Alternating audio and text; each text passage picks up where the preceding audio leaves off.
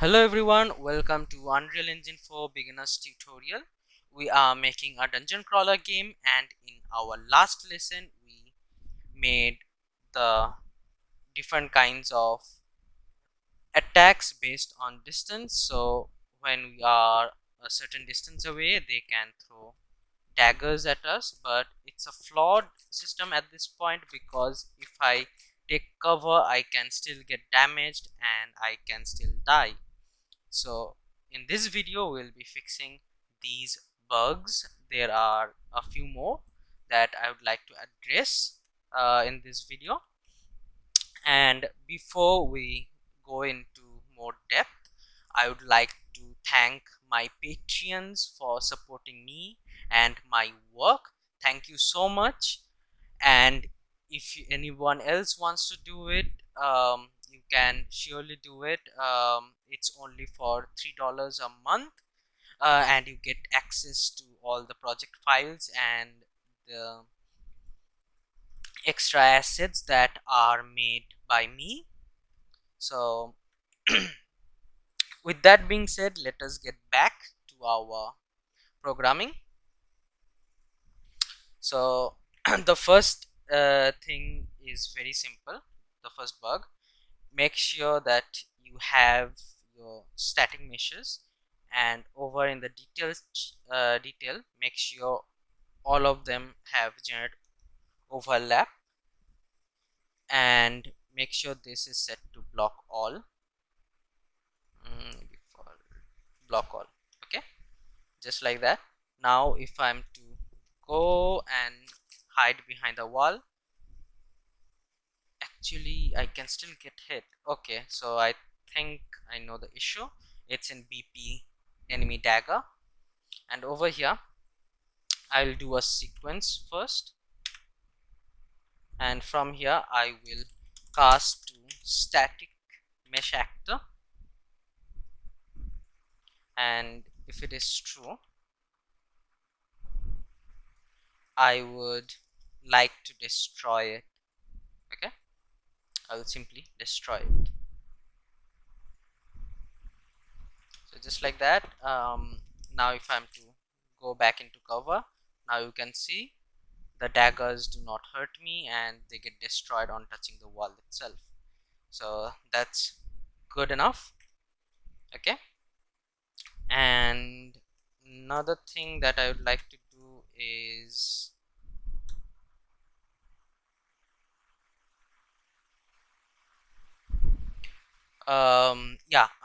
so if I'm to go into cover, they keep throwing the daggers like idiots. So we obviously don't want that. We want them to stop and chase us. So for that we would need to go to our B tree, behavior tree, and from here the first thing I need to do is make a selector. Press Ctrl and mouse button 1 and move it to over to the selector, and from here I'll move this distance check to the selector, and in the sequence we will add a decorator. So create a new decorator, click on the browse to go over here and rename this btt underscore check line trace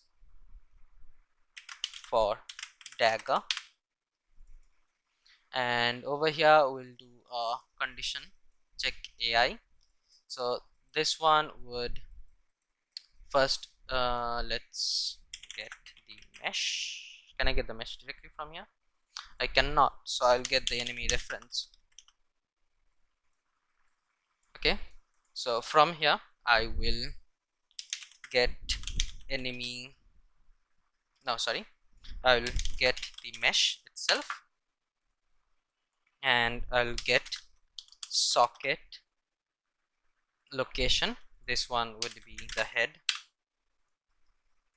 I will get forward vector of the mesh. Actually I can get actor forward vector, and multiply it with a huge amount, let's say 10,000. I'll add it vector with vector, and then I'll do a line trace for by channel. This would be the end and the start would be the head. Okay, from here I would see if there was a successful trace, and then I would break this, and from here I need to get blackboard value as an actor and promote this to bb underscore target. So I have to make sure that it is equal to the hit actor, only then return true, otherwise return false, just like that. So with this being done, I would do another sequence over here and add in the decorator, check line trace for dagger, copy this and paste it over here, and for this one it would be inverse, so it will check the for the false, and I will create a new task over here, again browse, and I will rename this one as btt underscore move to player if dagger fails. This one would be, by the way, btd, not t, btd for decorator. Move here and I will move the task to the task, and in this one I will receive execute AI, and from this one I will just move to actor would be enough.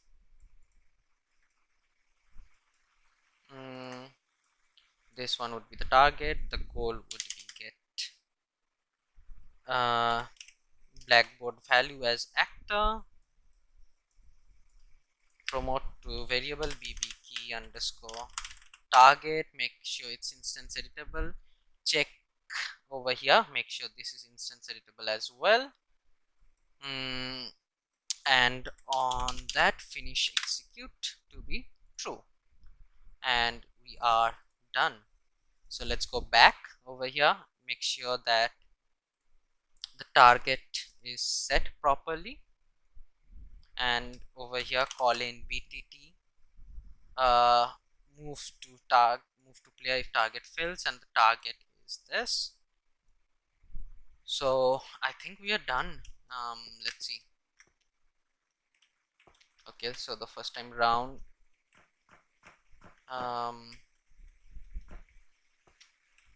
it actually goes towards the target player, but now if I'm to get over here,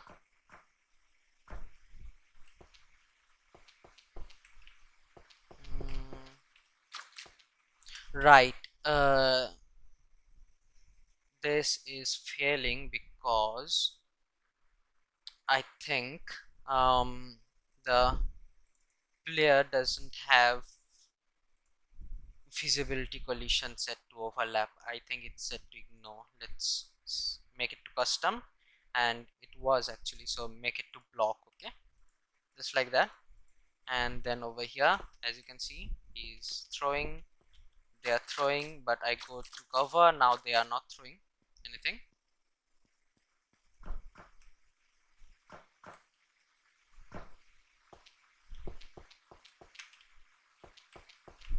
Okay, so he threw one. The area is way too less for me to test without any. Okay, he threw another one before.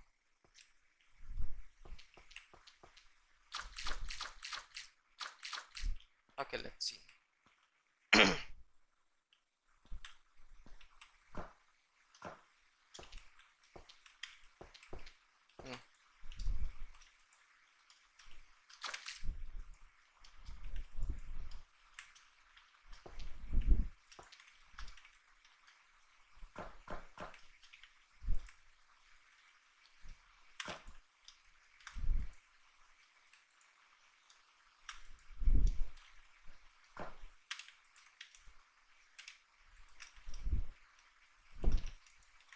Let's do something over here, since this is set. Right, abort lower priority.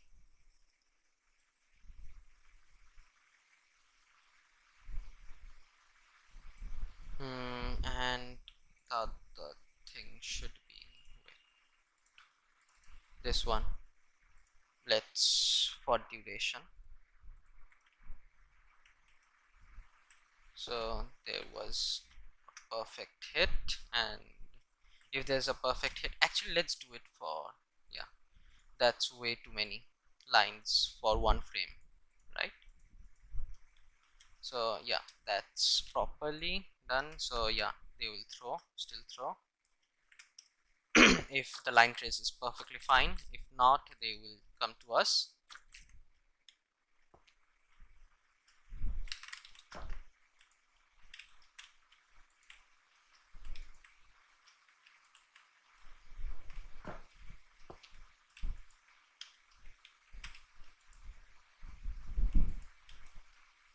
So since the his friend came in front of me, he did not throw the dagger itself, which is good, but they still throw the dagger, which is good. We'll also do some more changes, like when, there we go, see, he threw that, there we go. This is much smooth in experience, I would say. And in our next video we'll do when the one of them is attacking, the other two goes farther away from the main character and throws knives, since one of them or two of them is attacking. Okay, so all three of them won't charge the player. Okay, one would go behind and throw the dagger on the player. So we'll do that in the next lesson. So thank you guys for watching this tutorial, and as usual, if you enjoyed it, if you learned something from it, please leave a like and subscribe to my channel, because that really helps me a lot. Thank you guys, and see you in the next lesson.